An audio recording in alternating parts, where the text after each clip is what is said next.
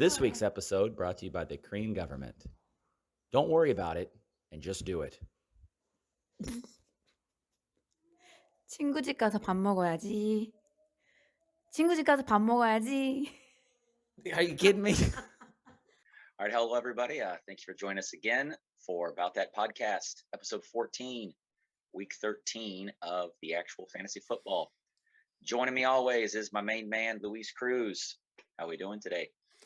We're doing good, sir. We're doing good, even though my team is just nothing anymore. You still have a team? I do have a team. It's still just rummaging around. I haven't looked that far down on the yeah, rankings, it's kind of like you really have to dig down, like get down there.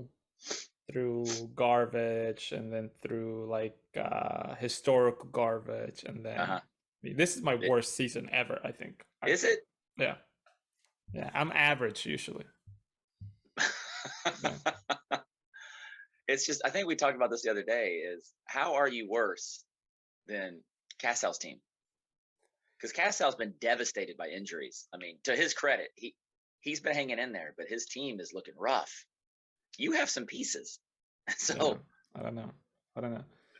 The only thing that I can think of, actually, let's look at the scores and all that first, and then we'll talk about what I think. Okay, so let's look at the scores of the week. Luchomaniacs, thank God that I'm back to that name. The Luchomaniacs, 119 versus Canadian Tiger, 123. Then Team Cassau lost to Team Haitian Killer, 131 to 124. Above average Dipcast beat the Metropolis Sharks, 111 to 109. Brady Sponge beat the Funsies, 119 to 95. Tarnation beat Mata Italia, 135 to 127. The Brewery showed no mercy to the injured Jesse and beat him 108 to 103. That leaves us to our standings right here. You have Team Haitian Killer, Tarnation, and the Brewery, all of them with 8 wins and 4 losses. Then you have Metropolis Sharks, the Funsies, Team Hialeah Mafia, and Brady Sponge, all of them with 7 wins and 5 losses. Then you have Mata Italia still in the running with 5 wins and 7 losses. And then you have above average Ditka's Canadian Tiger, Team Cassau, with 4 wins and 8 losses. And then you have the Luchomaniacs with 3 wins and 9 losses. Crazy stuff. Well done. Then we have our power ranking, which is always just insane. But at least we have the Funsies, number 1, which is a team that's current in the playoffs. Then you have the Sharks, number 2, Tarnation, 3rd, Mata Italia, 4th, Team Hialeah Mafia, Brady Sponge, above average, Ditkas, the Brewery, Team Haitian Killer, the Luchomaniacs, Canadian Tiger, and Team Castle. And these are the rankings for the rest of the season.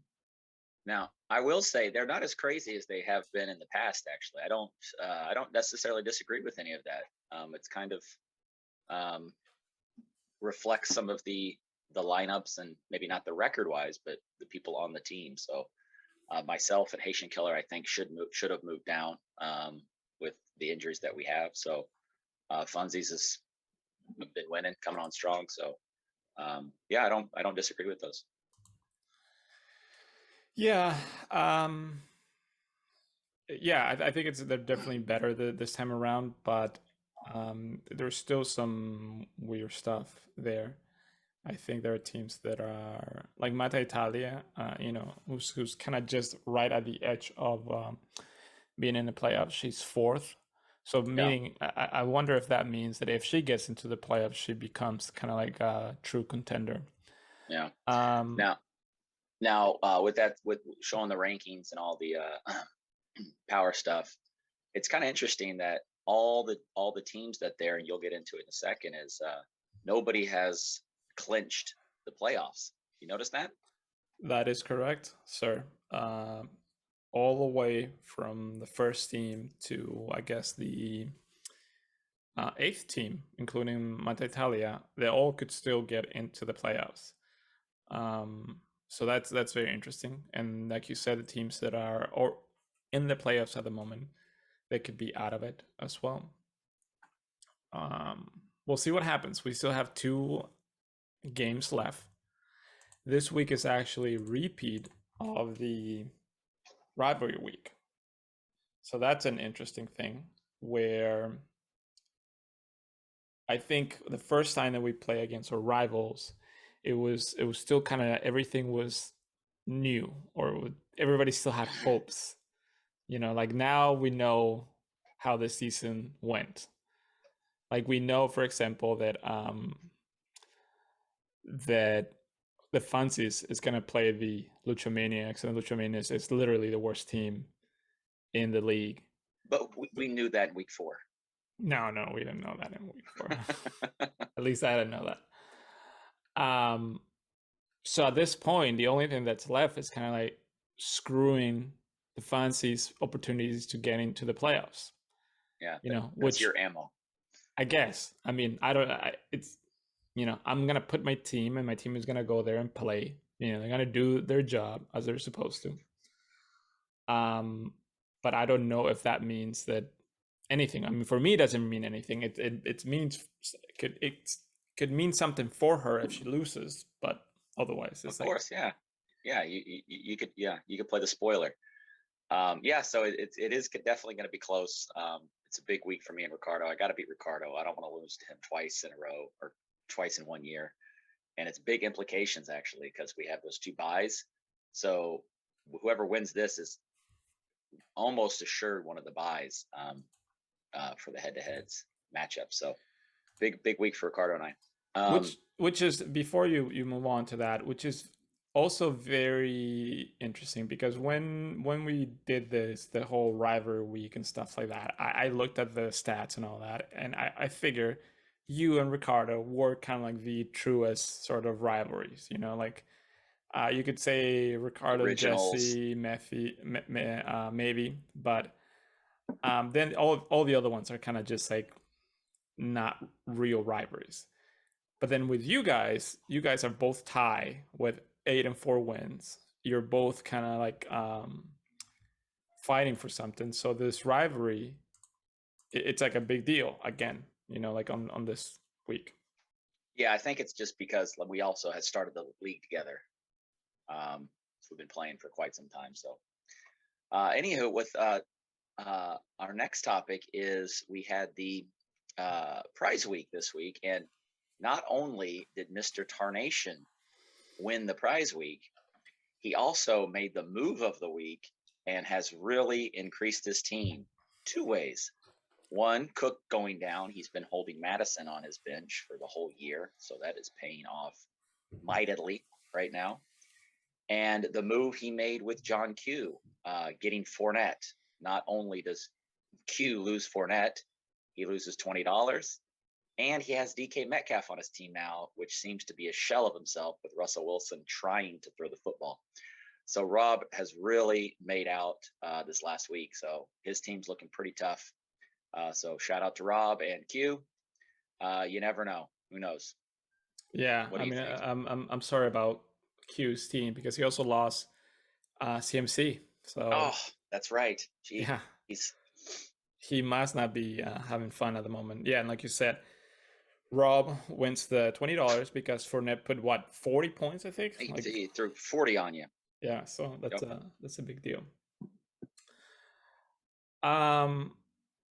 So that's kind of what's been happening with our teams, right? Like we talk about the standings and how we're doing there, and we're talking about the price weeks and all that. I'm rambling here. Like this is really just like it's a tough one. It's a tough episode, huh? Spinning my wheels here to come up with something, just because you guys have to understand I'm out. Like, I mean, it's like dead man walking. Like, yeah, like just like my team is just not doing anything. Well, yeah, I understand. It's probably tough watching from the sidelines, but like we said in the beginning, you have 8 teams that can still make it in, so it is log jammed up at the top. I'm 3rd at the moment and have a 97% chance to make it, I think, according to the statistics. But I could easily lose my next 2 games. Like I'm hurting with the injuries. Ricardo is projected to beat me this week. So I could easily be out. I mean, yeah, it's going to be interesting. That's for sure. Yeah, there's a game tonight. Dallas versus New Orleans. So I'm sure some people have players. I know I do. I think Zeke is going to play. So I have his backup. That's where I'm at now in my league. He's my starting running back this week, the backup. So hopefully he gets another 100-yard touchdown return. Yeah, that'd be helpful. Exactly. Anyway, anything else to add, my man? No, I don't think so. I don't think we're missing anything this week. It's short. I think next week we'll talk about kind of towards the end of the season already. We'll know. Definitely next week we'll know who's in and out. At least a couple people probably would clinch for next week. So it's definitely going to be an interesting week. And the thing about the last game of the season, we do have one more prize. I was looking at that, and it's just literally the winner of the highest scoring game.